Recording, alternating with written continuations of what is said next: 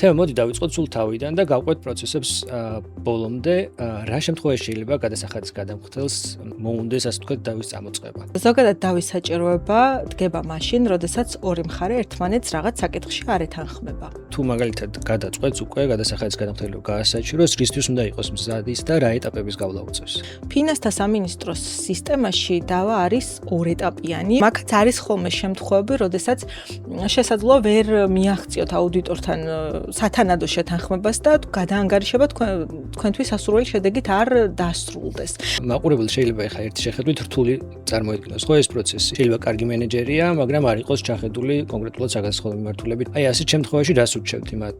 საგადასახადო დავებში კრიტიკულად მნიშვნელოვანია პროფესიონალის ჩართულობა და საჩივარი უნდა იყოს აუცილებლად არგუმენტირებულად მომზადებული. ერთია საჩივრის წარდგენა და შემდგომ მეორეა უკვე წარმომადგენლობა.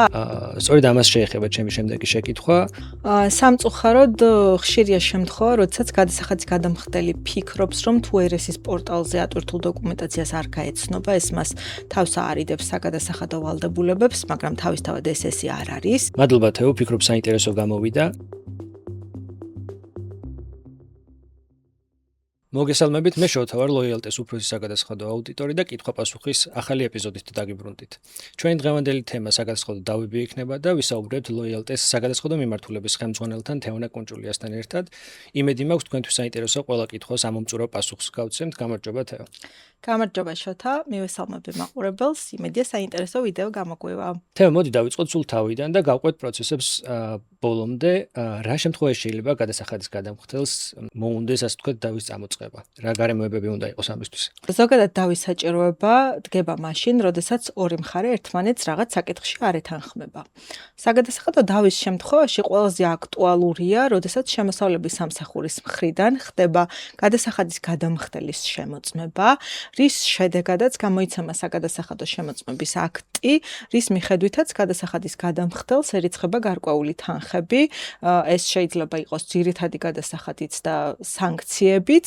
გადასახადის გადამხდელი თუ ამ დარიცხულ თანხებს არ ეთანხმება და ფიქრობს, რომ არასამართლიანი იყო საგადასახადო ორგანოს მიდგომა გარკვეულ საკითხთან მიმართებაში, ან აქვს რაღაც თავისი არგუმენტები, ასეთ შემთხვევაში ზუსტად დგება დავის საჭიროება და საჭიროა საგადასახადო დავის წამოწყება.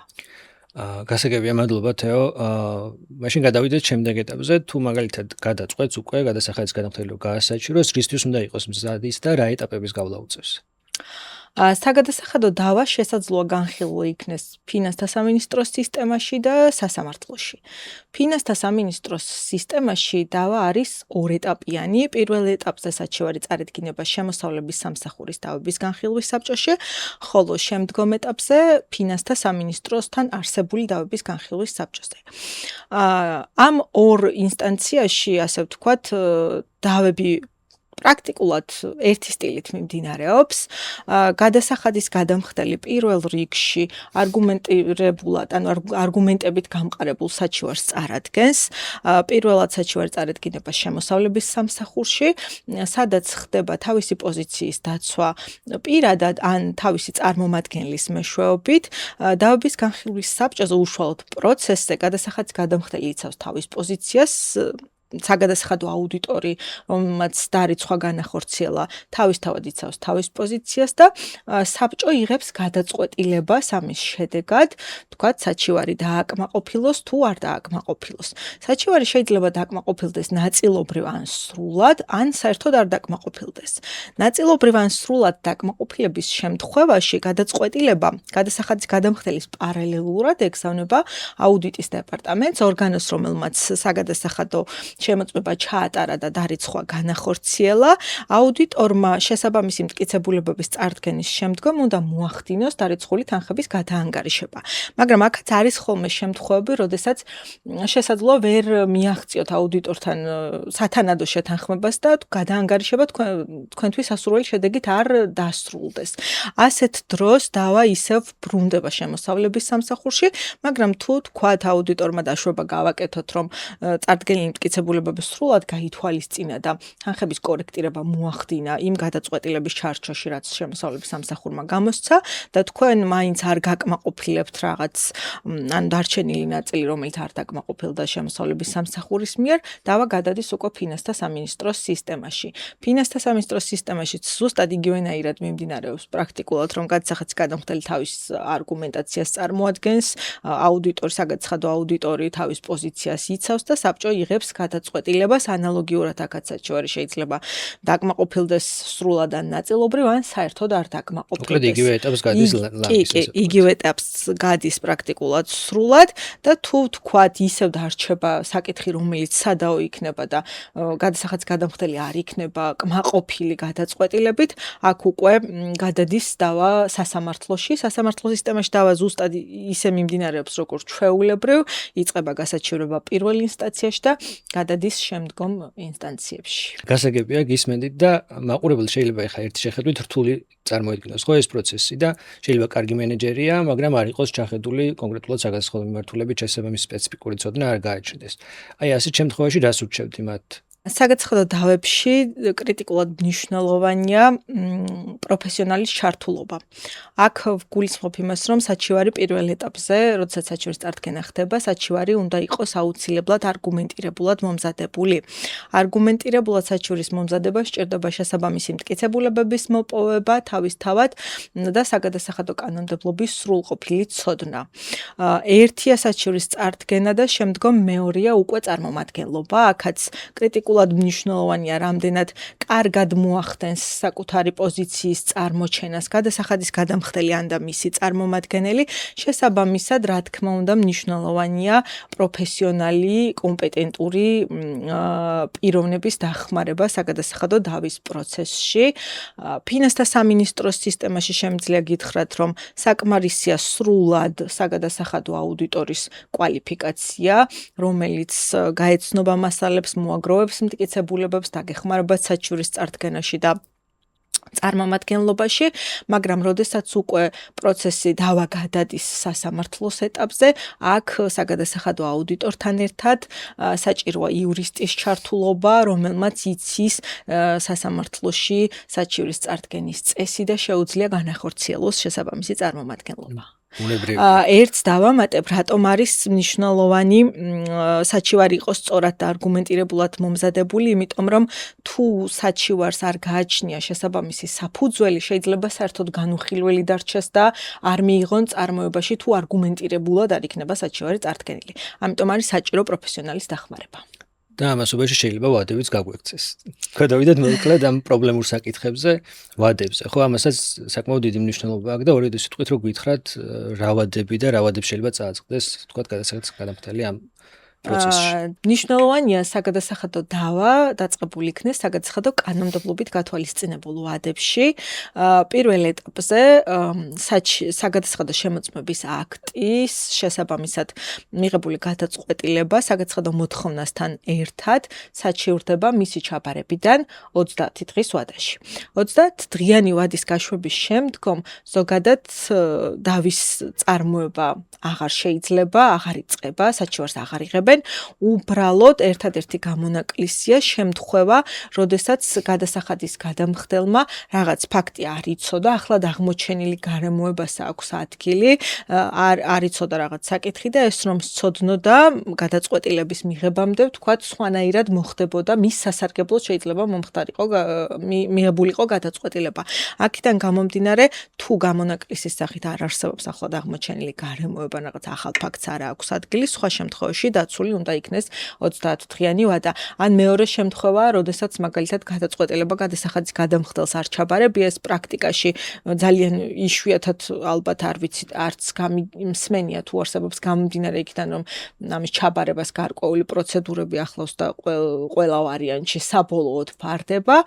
ჩაბარებიდან 30 დღეში უნდა გასაჩივრდეს, შემდგომ ინსტანციებში უკვე შემოსავლების სამსახურის მიერ მიღებული გადაწყვეტილება ან და ფინანსთა სამინისტროს მიერ მიღებული გადაწყვეტილება განთავსება საჩივრდება მისი ჩაბარებიდან 20 დღის ვადაში. აქვე დავაზუსტებ, რომ ვადის ათვლა იწყება მისი გაცნობიდან მეორე დღეს. ჯერ კიდევ შემოსავლების სამსახურში მუშაობიდან მახსოვს, რომ გადასახადის გადამხდელებს ზოგჯერ ვერც უკავშირდებოდით, ან გაგზავნილი დოკუმენტაცია არ ბარდებოდა, ასე ვთქვათ, გადასახადის გადამხდელს ერესის მეშვეობით. სწორედ ამას შეეხება ჩემი შემდეგი შეკითხვა, თუ მაგალითად გადასახადის გადამხდელს გონია, რომ ესე შეიძლება თავი აარიდოს გადასახადის, ასე ვთქვათ, ადმინისტრებას, ამოღების პროცედურებს, ან სულაც არ გონია, მაგრამ უბრალოდ აღარ საქმიანობს და არ აქვს ერესზე წვდომა. ამ შემთხვევაში რა საფრთხის წინაშე შეიძლება აღმოჩნდეს და რა პრობლემები უნდა გაითვალისწინოს? სამწუხაროდ ხშირია შემთხვევა, როდესაც გადასახადის გადამხდელი ფიქრობს, რომ თუ ერესის პორტალზე ატვირთულ დოკუმენტაციას არ გაეცნობა, ეს მას თავს აარიდებს საგადასახადო ვალდებულებებს, მაგრამ თავისთავად ესე არ არის.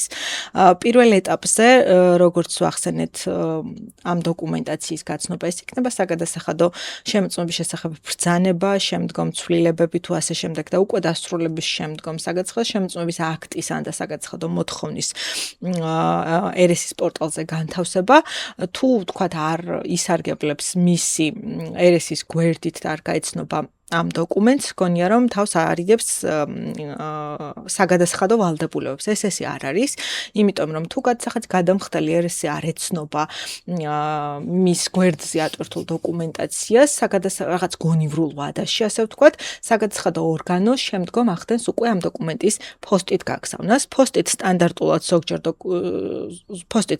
დოკუმენტი ძირითადად ორჯერ იგზავნება, ორივეჯერ უკან დაბრუნების შემთხვევაში, შემდგომ არის უკვე საბოლოოდ ჩაბარების ხერხი საჯარო შეტყობინების სახით.